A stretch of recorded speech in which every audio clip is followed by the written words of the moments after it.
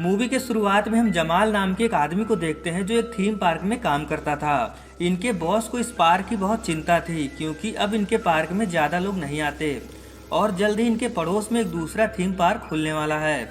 जमाल और इसके दोस्त स्टीव को साफ सफाई का काम दिया जाता है।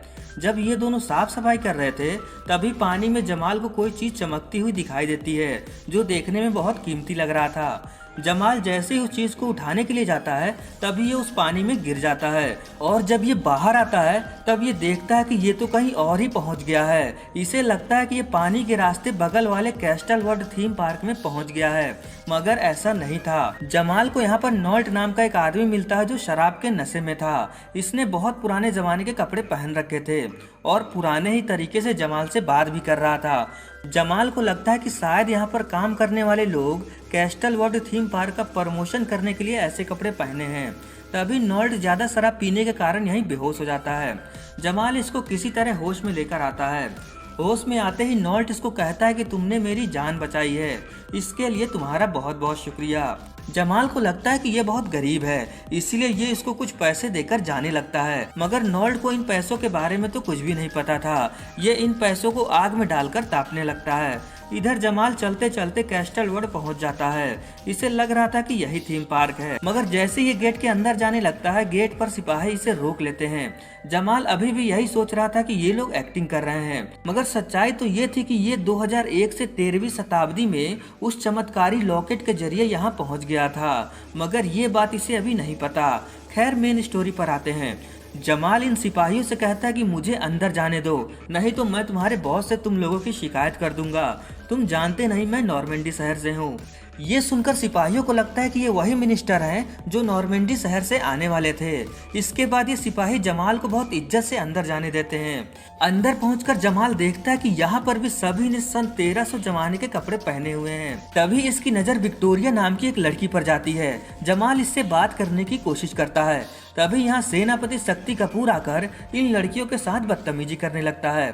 जमाल को ये बात अच्छी नहीं लगती। ये शक्ति से कहता है कि लगता है तेरी शिकायत भी बॉस से करनी पड़ेगी।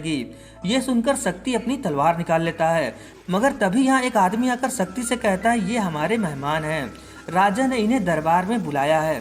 दरबार में जमाल को पता चलता है कि राजा ने अपनी बेटी रेजिना के लिए नॉर्मेंडी शहर के राजकुमार से शादी करने का तय किया है और ये लोग यही सोच रहे थे कि जमाल वहीं से आया है। राजा जमाल से पूछते हैं कि राजकुमार यहाँ पर कब तक आएंगे। जमाल कहता है बस कुछ ही दिनों में जहाँपना।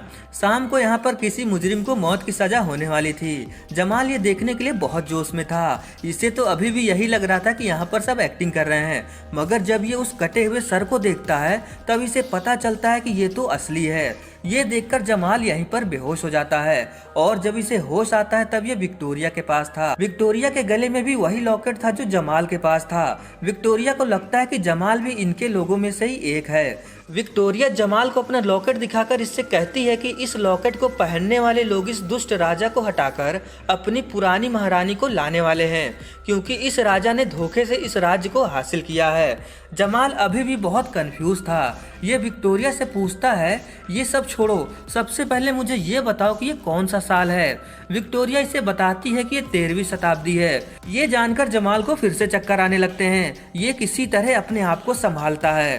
तभी यहाँ राजा का एक आदमी आकर जमाल को घुड़सवारी करने के लिए कहता है। जमाल को तो घुड़सवारी करनी आती नहीं थी, मगर फिर भी ये करता है, जिसे देखकर सभी लोग बहुत हंसते हैं। शाम को राजा ने एक पार्टी रखी थी जिसमें राजा को मारने के लिए कुछ लोग भी आए थे। ये लोग जैसे ही राजा को मारने वाले थे तभी गलती से जमाल के कारण राजा की जान बच जाती है।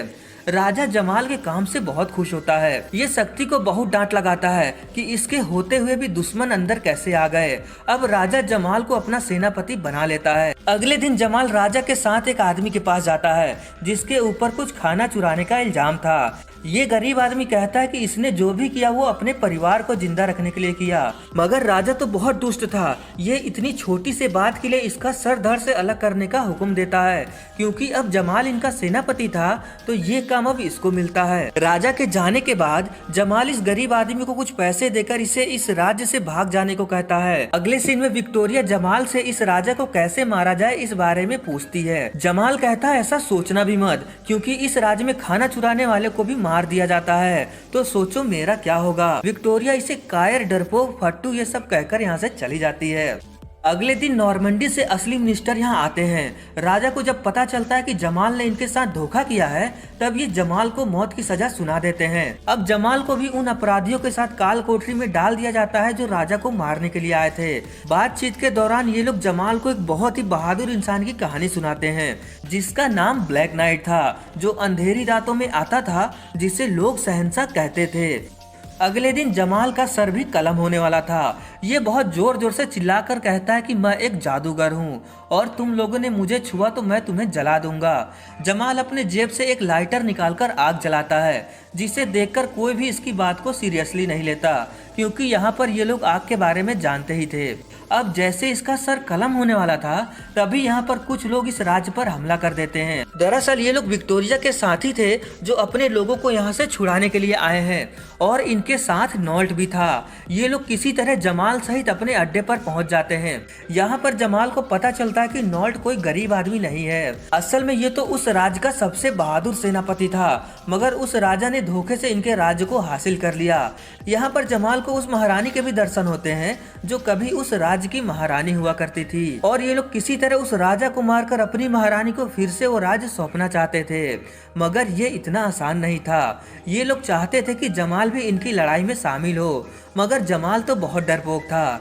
ये यहाँ से अपने समय में जाने का फैसला करता है, मगर कुछ देर बाद इसका मन बदल जाता है, और जब ये नॉल्ट के साथ यहाँ वापस आता है, तब तक यहाँ पर सेनापति शक्ति विक्टोरिया को जबरदस्ती अपने साथ लेकर जा चुका था। अब इन सबका मिशन था विक्टोरिया को छुड़ाकर महारानी को फिर से वो राज्य सौंप देना। इसके बाद ये लोग जंग की तैयारी शुरू करते हैं।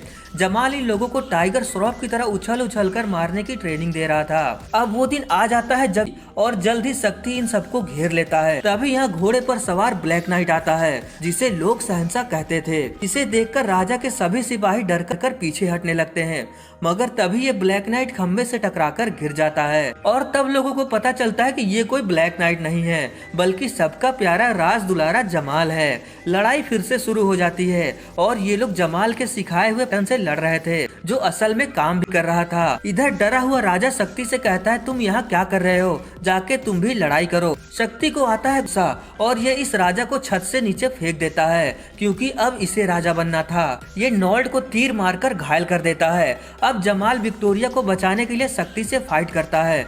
यहाँ पर बहुत देर तक इन दोनों में लड़ाई होती है। शक्ति जब जमाल से हारने लगता है, तब ये बेहोश होने का नाटक करता है।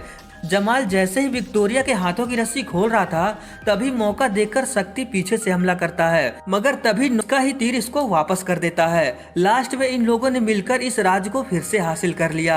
अब जमाल अपने समय में वापस जा सकता था, क्योंकि अब इसका यहाँ पर काम खत्म हो चुका है। ये सबको टाटा बाय बाय कहकर अचानक से अपने समय में आ जाता है। इसका दोस्त कहता है, क्या तुम ठीक हो, और तुम इतनी छोटी सी जगह पर गिरकर कैसे बेहोश हो गए। जमाल को यकीन था कि वो सब कोई सपना नहीं था। तभी यहाँ इनकी बॉस आती है। जमाल अब अपने बॉस को थीम पार्क को और बेहतर बनाने का बहुत सारे बेहतरीन आइडिया देता है, जो ये उस जमाने से देखकर आया है। अब हमें कुछ महीनों बाद का समय दिखाया जाता है, जहाँ पर अब ये पार्क बहुत अच्छे से चल रहा था। एक दिन जमाल को इस जगह पर विक्टोरिया जैसी एक लड़की मिलती है, जिसका नाम निकोल था। ये दोनों बातचीत करते हैं। जमाल बहुत खुश था। इसके बाद निकोल यहाँ से जाने लगती है। तभी जमाल को याद आता है, अरे इसने तो उसका व्हाट्सएप नंबर लिया ही नहीं। ये भागते हुए उसके पीछे जाने लगता है। तभी अचानक ये फिर से उसी पानी में गिर जाता है, और जब इसे होश आता है, तब ये अपने आप को एक ऐसी जगह पर पाता है जहाँ पर इसे 3 शेरों के साथ लड़ाई करना था। जमाल इन शेरों को देखकर यहाँ से 80 की स्पीड से भागता है, और इसी के साथ ये फिल्म खत्म हो जाती है। दोस्तों, इस मूवी का नाम है ब्लैक नाइट, जो एक टाइम ट्रेवल कॉमेडी मूवी है। तो चलिए मिलते हैं किसी और मूवी के साथ। तब तक के लिए आप प्लेलिस्ट की और वीडियोस देख सकते हैं।